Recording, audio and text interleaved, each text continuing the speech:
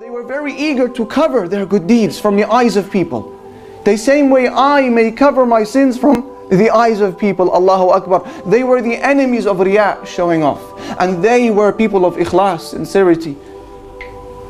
And that is why Sulaiman ibn Mahran al-A'mash, he says that I was once sat with Ibrahim al-Nakha'i, and a man came in, and Ibrahim rahimahullah was reading the Quran. فَغَطَّ الْمُصْحَفِ وَقَالَ لَا يَرَانِ هَذَا أَقْرَأ فِي كُلِّ سَاعَةٍ. He covered the Mus'haf when the visitor came in.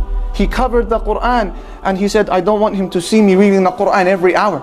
Allahu, sincerity, covering the good deeds.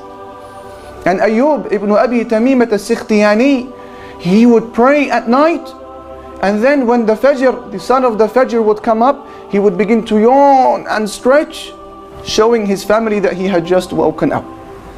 كأنه لم يقم إلا من تلك الساعة. Sincerity. Allahu Akbar.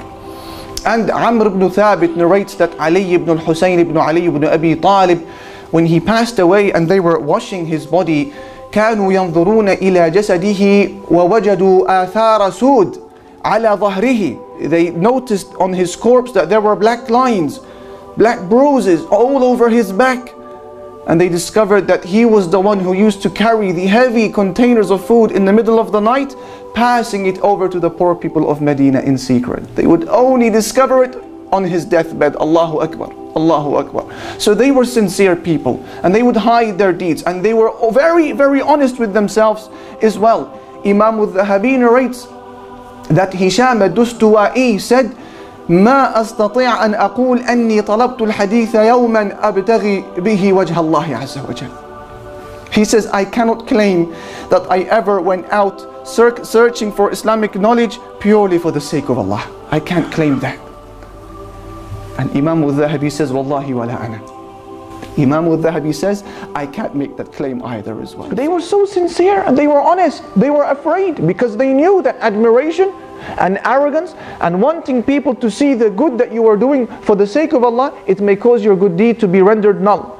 And you may meet Allah Almighty after 50, 60, 70 years thinking that you had bowed and prostrated and given da'wah, and Yawm al-Qiyamah not a single good deed is written to your name. Do you worry about this, my brothers and sisters? I worry about it. I worry about it. And sometimes I think to myself, how many of my actions are accepted and how many will be rejected by Allah Almighty? I may be standing on very thin ice in terms of my iman, but I think that I'm standing on solid grounds. Do you worry about this? If you worry about this, my brothers and my sisters, I give you a very accurate litmus test, a ruler, a benchmark, which you can use to measure how sincere you truly are in terms of your actions.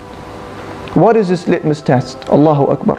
Ibn Asakir, he narrates on the authority of Hudayfa, the companion of the Prophet ﷺ, the companion who was given by the Prophet ﷺ the names of all of the hypocrites of Medina. Only Hudayfa, he was given the secret information. So a man, he comes to Hudayfa and he said to him, Ya Hudayfa, hal ana min al-munafiqeen? Oh Hudayfa, I have a question to ask you.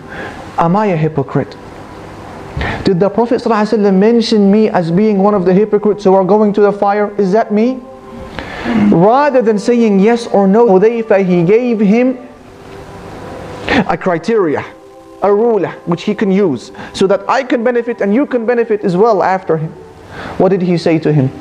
He said to him, أتصلي إذا خلوت أتصلي إذا خلوت وتستغفر إذا أذنبت? Do you pray when you are alone? And do you ask Allah Almighty to forgive you when you commit a sin? He said, yeah, I do. So Hudayfa said to him, اذهب فما جعلك الله من المنافقين. He said, go, because Alhamdulillah, Allah has not made you one of the hypocrites. So look at one of the conditions he gave him. Do you pray when you are alone? This is what I mean, my brothers and sisters, by the litmus test that I must use, and yourself, if we want to measure how sincere we actually are. Is our iman real and genuine, or is it dependent upon the praise of other people? What percentage of your actions are in privacy, in seclusion, in khalwa with Allah? Are all of your actions in public? We do many things. We give da'wah. They go out every week. They give da'wah for the sake of Allah Almighty. This is still a public act. Measure this against your private acts. If your public acts are heavier than your private acts, then you are to be worried. You may be standing on very thin ice. What percentage of your good deeds are in privacy? And what is the status of your iman when you are alone with Allah Almighty?